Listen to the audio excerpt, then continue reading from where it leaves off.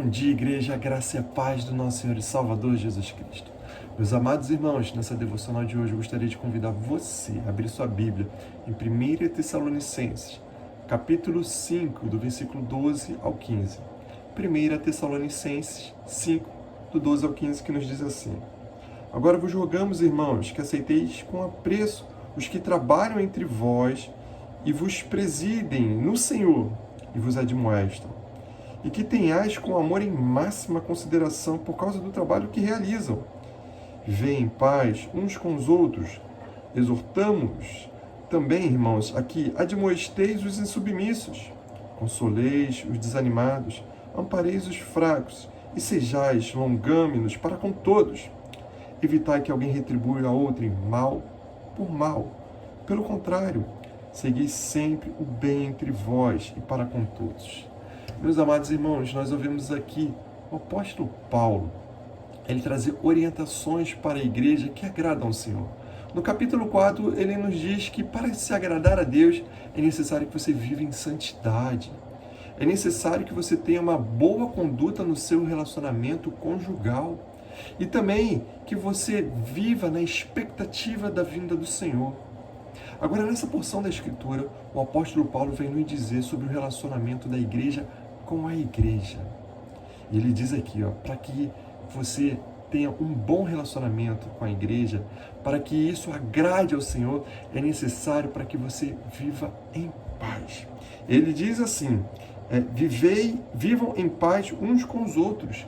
Em Hebreus capítulo 12, versículo 14, nos diz assim: esforçam-se para viver em paz com todos. Em Romanos 12, 18 diz assim: façam o possível para viver em paz com todos. Meus amados irmãos, é desejo do Senhor, agrada o Senhor que todos nós vivamos em paz, principalmente na igreja.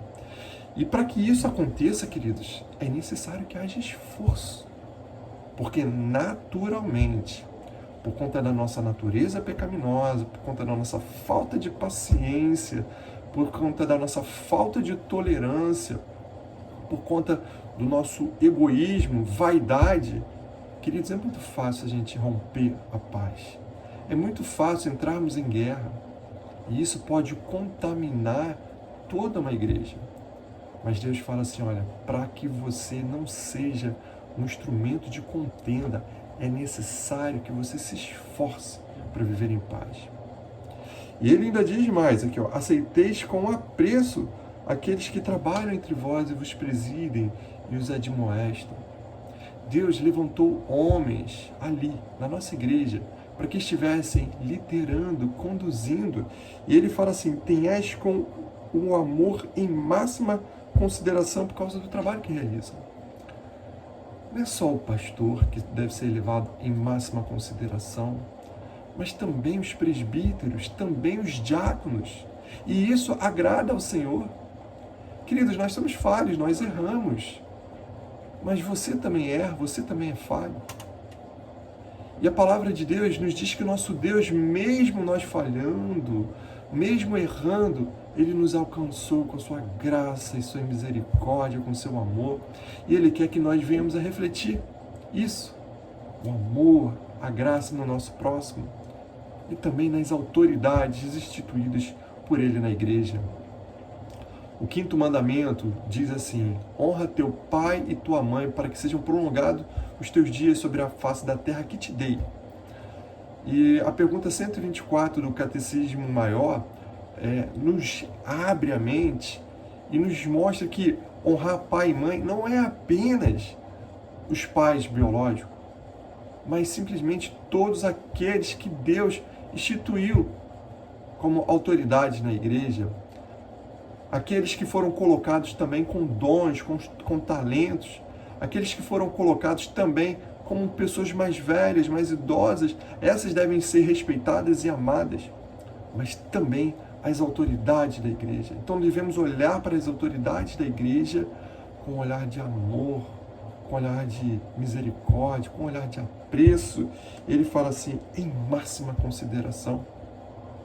E isso agrada o Senhor. E ele continua, queridos, e ele diz mais: exortem os insubmissos. E essa palavra insubmissos, ela também pode ser colocada como os desordenados. E os desordenados, queridos, você pode pegar como uma tropa, um quartel. Tem um grupo marchando. E às vezes tem alguém que está num compasso diferente. E esse compasso diferente, muitas vezes, é por uma questão de insubmissão. Então a Bíblia nos diz o seguinte, o apóstolo Paulo nos diz para que a gente venha exortar. Agora, essa exortação, queridos, ela visa a recuperação do faltoso. Ela não visa excluí-lo do grupo. Não, você não faz parte desse grupo, então você tem que ficar parte. Muito pelo contrário. Nós devemos abraçá-lo. Isso agrada ao Senhor. Nós devemos cuidar dele. Mas isso não é um trabalho apenas do pastor, do presbítero e do diácono. Essa palavra é uma palavra para toda a igreja. Então, se você vê alguém que está fora do compasso, de uma forma que não agrada ao Senhor, você tem essa responsabilidade de exortar. É lógico que se você não tem intimidade com uma pessoa, não cabe, não é prudente. Mas se aquela pessoa você ama, você tem intimidade, você pode exortá-la, vai lá, abençoe a vida dela, seja um instrumento para a vida dela. E ele ainda diz, console os desanimados. Queridos, faz parte da igreja. Agrada ao Senhor a consolar os desanimados. Esse período de pandemia, muita gente está em casa desanimada, muita gente perdeu o vigor, o fervor no espírito, muitas pessoas se questionam sobre tudo isso que está acontecendo, e sofre talvez por uma questão de enfermidade, uma enfermidade de alguém na sua família, ou um luto que ela está vivendo. Queridos, essas pessoas, elas carecem da nossa ajuda, e a Bíblia nos diz assim, consolem, seja um ombro amigo, seja um instrumento de Deus para consolar aqueles que estão desanimados. A igreja não é um exército em que abandona os seus feridos para trás. Muito pelo contrário, nós devemos até parar o nosso movimento, o nosso ritmo para juntar essas pessoas e caminhar com elas, abraçá-las, cuidar delas, para que estejam em breve caminhando junto conosco, no mesmo ritmo que estavam antes. Então nós devemos ser instrumento de consolo na vida dessas pessoas. E depois ele nos diz assim, amparei os fracos. Queridos, para amparar os fracos a gente tem que ter tempo, a gente tem que dar atenção. Existem pessoas que estão fracas na fé, duvidosas, pessoas que estão se esfriando, pessoas que duvidam até da sua salvação, pessoas que questionam. E a Bíblia nos diz assim, ampare. E amparar é para você dar atenção, para você gastar o seu tempo, investir o seu tempo, cuidar dessas pessoas. Isso agrada o Senhor, agrada o nosso Deus. E por fim ele diz assim, evitai que alguém retribua a outrem mal por mal. Isso não agrada ao Senhor. Queridos, muitas vezes surgem os conflitos na igreja, e quando surgem os conflitos, como que nós devemos agir? Retribuir o mal com o mal?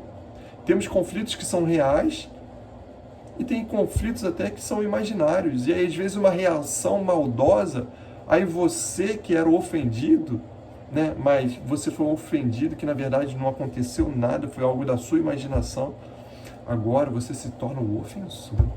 Mas o Senhor diz assim, isso não me agrada. O que agrada é você pagar o mal com o bem. Isso é igreja, isso que nos difere do mundo. O mundo é assim, paga mal com mal, mas nós fomos chamados para pagar o mal com o bem.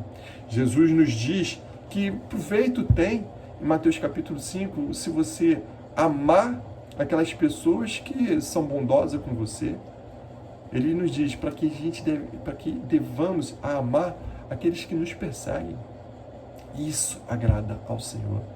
E pode ser que a gente esteja vivendo até isso dentro do corpo de Cristo. E Ele nos orienta a amar e a orar por essas pessoas. Faremos isso. Essa é a forma de viver a vida cristã. viver igreja dentro da igreja. Que sejamos assim, porque o mundo vai olhar para nós e vai ver assim, eles são diferentes. Eles são diferentes. E daremos um bom testemunho. E a nossa igreja será edificada e abençoada. E viveremos sempre em paz. Se esforce para viver em paz. Um grande abraço, que Deus abençoe, graça e paz.